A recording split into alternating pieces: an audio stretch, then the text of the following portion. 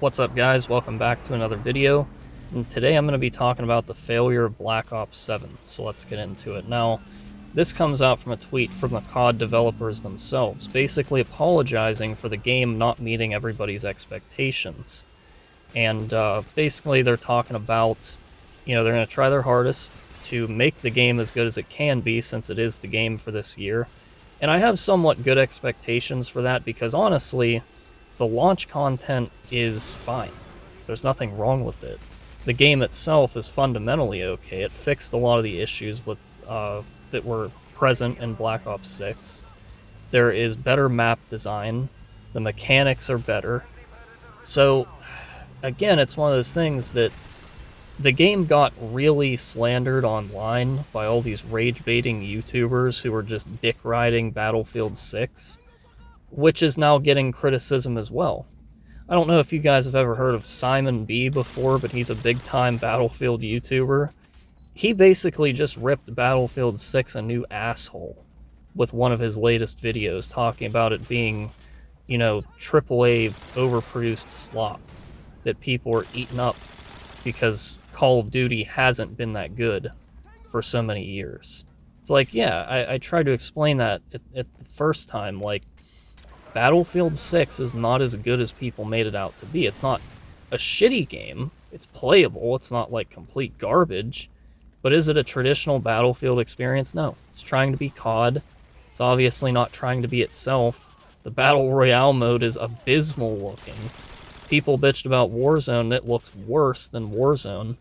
But all that nonsense aside, now it's time to think about, since this game actually did fail and it didn't sell as much as it was supposed to, despite showing number 1 on Xbox in November, number 2 on PlayStation, this is kind of the problem. Like, nothing adds up. The developers come out saying the game hasn't done what they thought it would, but yet the numbers on console still show good, that it's fine, even though it's not actual numbers, it's just saying the most played.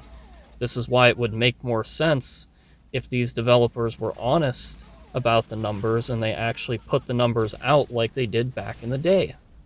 Like I said before, when you would get on a game, it would show you how many players are actually on it. And it's still like this for the older Call of Duties. When you get on them on PC, it gives you an accurate player count. And yes, these older games are dead games, but it makes sense. They're over 10 years old. They shouldn't be that populated with thousands of players. So now it's more of, what direction do they need to take to save the franchise? And personally, I would say they have to take a route that makes sense in terms of, what are other modern games doing that's making them successful? Look at a game like Fortnite. It has a million different modes, and it's a free-to-play game. That's what COD needs to do. They need to take the Fortnite approach. Obviously, they're going to keep Warzone. They're never going to get rid of it, even though personally I would like to see that, because I think that Warzone essentially led to the downfall of this franchise, because they put so much more effort into that mode than they did the multiplayer for fucking years. And then they actually do put some effort into it, like they did for Black Ops 7, and people are still pissed off, even though the maps are better, even though there's more effort put into the game. It's just not working. The yearly release is no longer effective. So what they need to do is make a game like Fortnite, make it free to play, add all the best elements, all the fan favorite maps and guns, the characters too. Make the original characters for your new game the original Call of Duty characters, a mixture from, Infinity Ward and Treyarch games. That way people are happy. Don't put stupid skins on them, make them look like real soldiers, and keep it that way. If you want to release microtransactions, release them based on the accuracy of real-life soldiers, like the older games did. Release them based on factions from other COD games. Have Wehrmacht soldiers from World at War, and OP4 guys from MW2, and MACV SOG from Black Ops 1. Make those your skins. Not all of this fucking fruity boy nonsense that exists in a lot of the modern titles. Because if not, obviously people are going to stop playing COD, and it's going to become like the new Halo, where no one's talking about it. And, I mean, I really hope that doesn't happen. But the real problem is, are they content with their decisions? Are they actually going to realize, now that even a game like Black Ops 7 that is obviously better than Black Ops 6, are they going to realize that since this game is actually failing, that they need to change? Are they actually going to do it? Those are the questions that are kind of up in the air right now.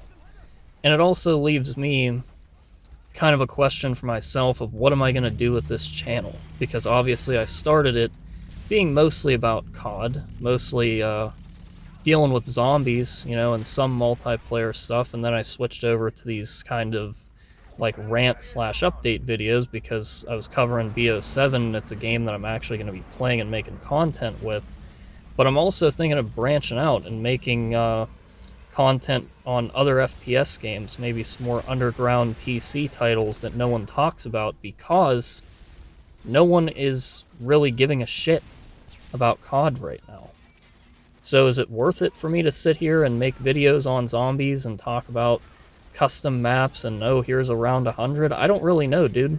It leaves me a question for my own channel of what I'm gonna do. So, anyways, I hope you enjoyed. Make sure to leave your thoughts in the comments, and I will see you in the next one.